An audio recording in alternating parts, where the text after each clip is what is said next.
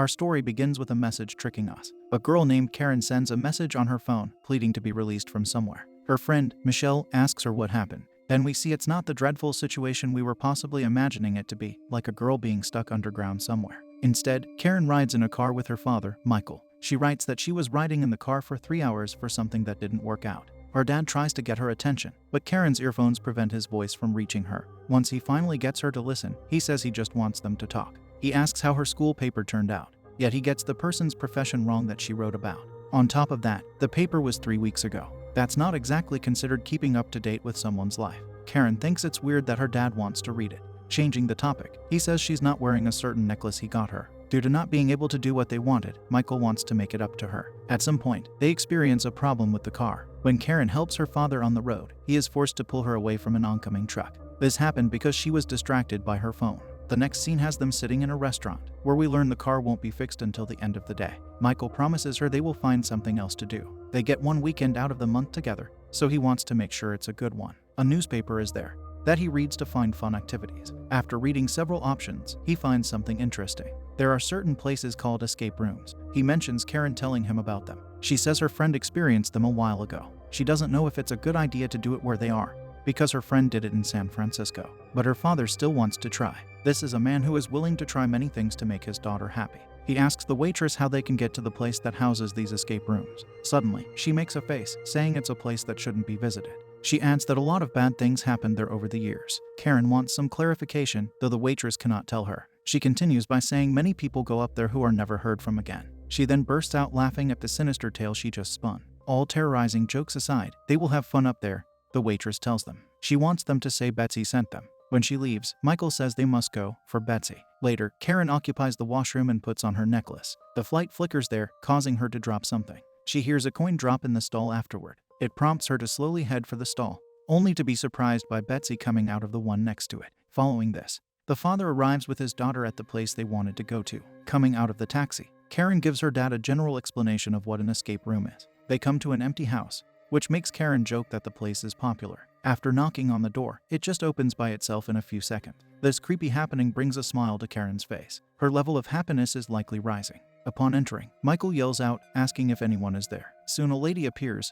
grabbing Karen. She asks how the girl got in there. Yet once Michael pulls her away, her attitude shifts, and she's grateful they came. For some reason, she tells Karen she should remember her. The lady introduces herself as Josie. The others are waiting for them. After that encounter, Michael thinks she was acting well. Then they enter a room with several people in it. A lady named Melanie is there, with her boyfriend Tyler. She has previously been through escape rooms. Another man there, Andrew, has a sarcastic personality. He tells Michael that he's working with the escape room because he gets asked if he's alone. Michael doesn't know if he should take him seriously. Andrew makes it obvious by rhetorically asking the man why would he say that, if it were true. Shortly after, Josie walks in with a tray of hot tea, saying she doesn't get many visitors anymore. Few people now come after certain disappearances. Surprisingly, no one questions what she means by that. Perhaps they think it's part of her act. The tea is supposed to clear everyone's mind, along with preparing them for the escape room. Michael, being a caring dad, tells his daughter not to drink it because they don't know what's inside. However, the others are drinking it, so his concern vanishes. Josie also hands all of them contracts stating they are willing participants.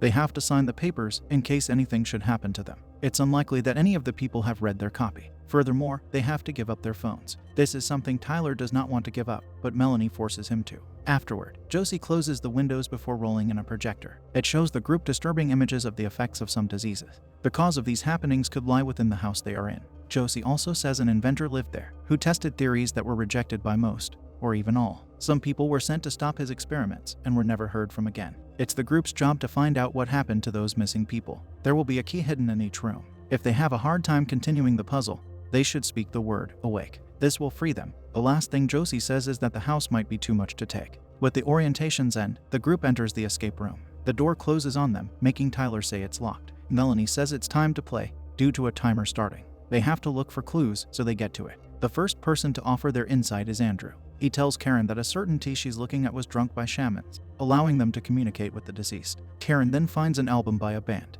Andrew's sarcasm comes out again, saying he has their greatest hits. In reality, the band does not have any. The man thinks they should listen to it, for it may give them a clue. Upon playing it, Karen expresses her dislike of the music. Melanie notices the lyrics are of certain animals, ones that exist as masks on the wall. According to her, They are out of order. Therefore, she starts rearranging them with Tyler. After arranging the masks by the lyrics, a picture on the wall moves to the side, revealing a safe. In solving the first puzzle, Melanie demonstrates she has truly done this before. Now the gang has to find the combination for the lock. Tyler displays his lack of enthusiasm for it. He is the only one who isn't in the right place. He takes one of the masks to cover his face with it. Through it, he perceives things that look like worms crawling inside his hand. Taking it off shows him nothing is there. His curiosity prompts him to put it on again. Other than the worms, he now sees a shadow move. He yells out to Melanie because of that. Shortly after, he blames his perceptions on the tea. When Andrew turns on the lamp, its light shines on the masks to reveal numbers. Karen thinks they might be the combination numbers. Melanie tests her hypothesis by matching the mask numbers on the safe. It proves to be correct. The safe opens, and they get their key. With the first room completed, the group enters the second one. Tyler isn't happy about this, thinking there would be a singular escape room. Melanie has to tell the man to behave. Michael mentions the multitude of clocks in the new room. He thinks it may have something to do with the inventor, but Andrew thinks the inventor isn't real. Picking up the receiver of a phone, Melanie says it's ringing. She hears someone talk, soon realizing it is herself, repeating what she just said. Then her other voice says something that isn't a repetition, scaring her. The voice wants to speak to someone who she thinks is Tyler. The stubborn man doesn't want to play this game, yet he does go answer it. He hears Melanie's other voice telling him she's sorry. She tells him he has to get out of there. At that moment, Karen notices blood on his ear. Tyler looks at the receiver to see worms on it. This causes him to lose his mind. His girlfriend tries to battle his fear by saying it's fake blood. However, Tyler has had enough of these escape rooms. He gives an attitude, adding that he's not having fun. He uses the special word, awake, to get himself out. This upsets Melanie. Her boyfriend's loss of control makes Andrew wonder if the tea they drank had something put into it. As he keeps talking, Michael asks if he knows something he's not telling them. Andrew continues with his sarcastic streak that he's part of the escape room crew. Despite Tyler disappointing her, Melanie urges the group to keep playing, so they get back to searching. Karen asks Andrew why he is there alone, the question her dad asked him earlier. It's uncertain whether he's being sarcastic or not, though he answers that it's his doctor's suggestion. The doctor told him to engage in more character-building activities with strangers. This sounds like sarcasm, but we can be surprised. Karen tells him he is not doing great. She laughs playfully after saying it. Michael then directs their attention to the typewriter, because all of its keys are out of order. His daughter believes she caught an irregularity by asking how long they have been in that room. Once she learns it has been no longer than 10 minutes, she concludes that a certain clock is broken. The clock is stuck on the time 10:12. Melanie quickly guesses it could be the 4-digit number to a radio station. So they go with her guess and tune the radio there to 101.2. A voice instantly starts mentioning random letters. Michael uses the disordered typewriter to type them. Upon completion, the message he spells reads, 5 lost from midnight. The group wonders what it means. Karen figures it out rather fast, manually turning the clock hands to 11:55. This gets them their second key. After trying it on 2 doors that don't accept it, she tries it on the last one, which works. Andrew says it's just a closet. However, Melanie is smart, saying there's no such thing as something being unimportant in an escape room. It's all there for a purpose, especially a room that the key they just acquired granted them access to. When Karen starts searching, a hand grabs her. It's a person whose face is hidden, asking to be helped. Michael reveals the person to be Josie. Somehow, there is blood on her stomach. They wonder if it's real, but Melanie can't believe it. Josie says it was the inventor. He's in the house. The group has to leave before he comes, or they will never escape. They have to find the master key. When they all step out of the room, the door closes on them. Melanie does not believe it was real. This annoys Michael. How can she not believe it after seeing Josie's condition? At that point, he uses the special word to leave the room. Unfortunately, he doesn't get listened to as Tyler did. He starts thinking they are being held there. Once Andrew reminds him that Tyler got out, Michael wonders if he truly did. This baffling situation makes the group try to understand what is going on. They came there to have a fun time, not engage in this nonsense. Andrew thinks if it's not doors they have to open, there has to be another way out. He looks at the opening above the door, yet they are too big to fit through it. For some reason, he forgot about Karen. She can certainly fit through. Her dad being against it does not stop her from insisting on engaging in the task. He probably agrees with her that they have to try something. Therefore, he helps his daughter go through the opening.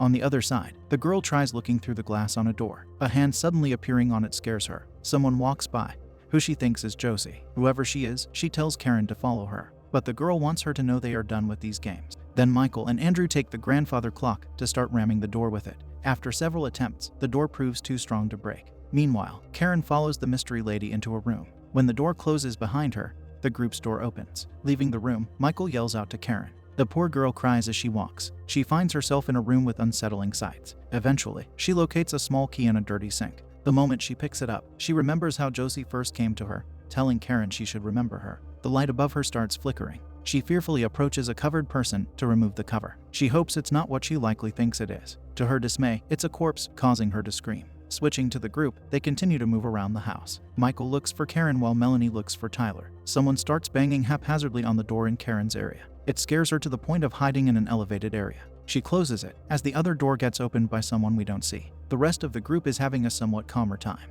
but they can't get a single door to open. Soon, Michael spots a light beaming from a keyhole. Waving his hand through it seems to cause the door to open, so they all venture inside that room. Once they do, the usual phenomenon takes place, the door closes on them. Michael tells his companions to prop the doors open from now on. Then we see a pillar that is riddled with many unnerving statements of, "Help me." None of them, however, point it out. Melanie notices the timer is still ticking, indicating that the game is still in session. Michael turns off the projector because of its disturbing images. Yet Melanie says it was on for a reason. Michael doesn't care about the game's clues. His daughter being missing is the issue at hand. This prompts Melanie to behave smartly again, telling him it doesn't matter what he considers important. They don't have a choice whether or not they want to play the game. If they don't play it, it plays them. Shortly after, Andrew finds a lock. He also gives Melanie 2 reels for the projector, hoping they could acquire useful information from them. In the meantime, Michael walks elsewhere. A shadow walks behind him for a brief moment. While Karen is in hiding, she sees a corpse slowly unravel from its cover. Its hand slowly moves toward her. But it's probably better to be there with a corpse than to be out there with whoever entered the room.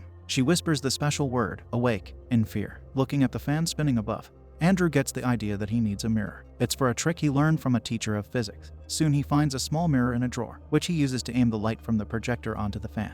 Doing this reveals numbers. Of course, they must be the numbers for the lock. So Michael opens it, acquiring their next key. Who would have ever thought to use the mirror trick? It's like Andrew really does work for the escape room. Then the group starts leaving the room. Yet Melanie sees herself on the projector image. After being baffled by it, she tries to leave the room. What happens instead is some unfortunate spatial abnormality. She leaves, only to reset in some other starting position. This process repeats perpetually, trapping her there. Outside the room, the duo is confused why Melanie isn't coming out. It causes Michael to become angry, holding Andrew against the wall. He says Andrew seems to know a lot about the rooms. It is also weird to Michael that nothing phases the sarcastic man.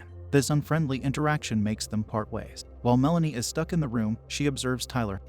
The dreadful sight brings her to tears. This is it. This is certainly the moment when she knows she's not playing an innocent game. As Karen keeps hiding in fear, Andrew arrives to get her out. The doors shut again to keep them there. She informs him something is there, that she thinks is trying to claim their lives. She also questions why he's alone and how he found her. He found her because of her screaming. Karen starts suspecting him and backs away slowly. Regarding her concern about her father, Andrew tells her they split up to find her. He starts telling her that all of this is just a game to comfort the young girl. She has to accept his words momentarily to keep herself calm. Back to Melanie's situation, she hears the phone ringing. Talking into the receiver, she realizes she is talking to her past self from their second room. It was at that moment that she urged Tyler to get out of there. She is now the one saying it. There are strange spatial and temporal phenomena going on in this house. That strangeness, however, isn't enough. A shadowy hand has to haunt her behind the hanging sheets. It causes her to start climbing a ladder. One of its steps breaks, sending the lady down to her demise. After that, Karen reminds Andrew that 5 people went missing in the house. She thinks they may be those people. If that's true, none of them are getting out. Switching to Michael, he keeps looking for his daughter. He notices messy footprints on the floor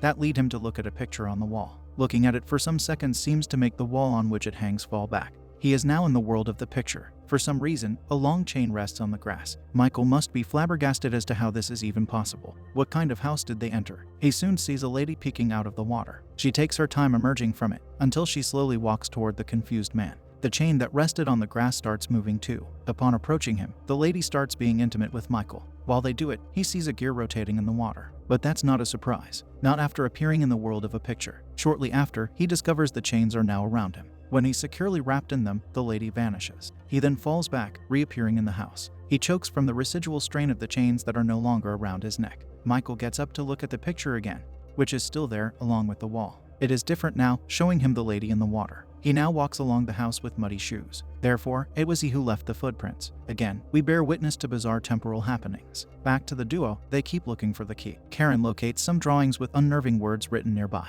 They state that an object gets removed from the stomach. Meanwhile, Andrew thinks he found a way out because a lock hangs on a netted door. Karen finds a map afterward. That tells her there should be an exit nearby. That exit happens to be a toilet. They have no choice, so Andrew starts reaching into the filthy area. He pulls out a severed hand, not exactly what he wanted. Despite him having touched it, Karen is more disgusted than he is. Some seconds later, Karen goes fishing. After taking out the hand that Andrew put back in, she takes out the key. With it, they get the netted door to open. It leads them into a tunnel where they have to crawl. Karen panics in the process, possibly due to claustrophobia. Her companion tells her to think of something fun, like horseback riding. Then she thinks she heard something. In a short time, Andrew gets violently taken away by an unseen force. We don't even witness what happens to him, save for his blood getting drained near the netted door. Of course, this adds extra Karen. Michael hears his daughter scream, making him run in the direction of her voice. He enters the projector room again, where he now finds Tyler.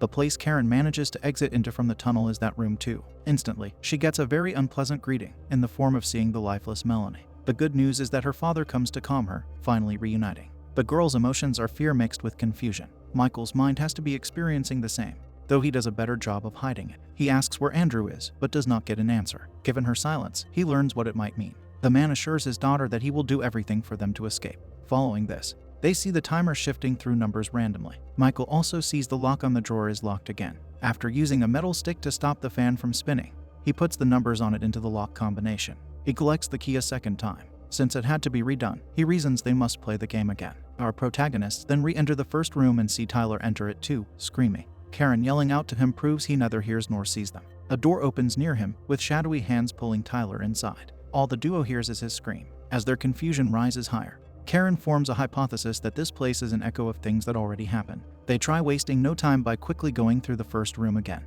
However, the second room poses a problem, because the grandfather clock does not open when it's tuned to 11:55. Karen questions what changed, to which her dad replies that their group did. He says the message wasn't just telling them the time, it was also warning them of what would happen. There were 5 of them, and now there are only 2. So they reinterpret the message from earlier as now stating 2 lost from midnight. Karen changes the time to 11:58. This reasoning proves to be correct due to them acquiring the key. All of this leads them back into the closet, where they listen to Josie talk about the master key. Karen remembers Josie's necklace had a key on it, but it's now gone. She gets the disturbing thought the key could be in her wounded stomach. She thinks this because of the drawings she found in the other room with Andrew. The message there spoke of an object in the stomach. With that information, Michael starts picking into Josie's stomach. As he does, he instructs his daughter not to watch such an ugly act. Karen thinks someone is coming, bringing her into a panic. The key truly was inside Josie, and Michael manages to remove it. There is a shadow in the house coming after them. Luckily, they use the key to enter a washroom. It happens to be the one from the restaurant. They hide in the stall, watching Karen from hours earlier enter the place. We see it was Karen who dropped the coin in the stall after the light flickered. Then they exit the washroom to find themselves in the restaurant. The restless duo walks through it in slow motion to highlight the rough experience they just endured. We are reminded of Betsy's words regarding the escape room. Exiting the restaurant, they come to their car, which has a note on it. The message seems like nothing except good news. The car got an easy fix, in addition to being free of charge. They sit inside, relieved. What's left now is for them to find where the car key is. Michael tells his daughter to check the glove box, yet she is highly concerned about something. He looks to see that the glove box has a lock on it. We can only imagine the chaos in their minds. They were so close to going home. Instead, the horrific game continues, possibly forever. The final moment shows us the house, to indicate it is the victor. We never learned of the sinister force behind it. A fun supposition is that Betsy could be a key figure.